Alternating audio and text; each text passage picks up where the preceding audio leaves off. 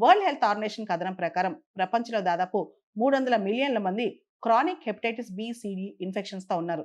దానిలో 1.3 million people ప్రతి సంవత్సరం చనిపోతున్నారంట. అంటే దాదాపు 13 లక్షల మంది హెపటైటిస్ బితో కానీ సితో కానీ డితో కానీ చనిపోతున్నారంట.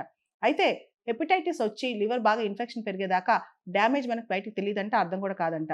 అయితే మిగతా హెపటైటిస్ స్ట్రెయిన్స్ కంటే, అంటే హెపటైటిస్ బి కానీ సి కానీ కంటే హెపటైటిస్ డి అనేది చాలా డిఫరెంట్ అంట. సో హెపటైటిస్ బి ఉన్న వాళ్ళకి హెపటైటిస్ డి కూడా ఇన్ఫెక్ట్ అవుద్దంట.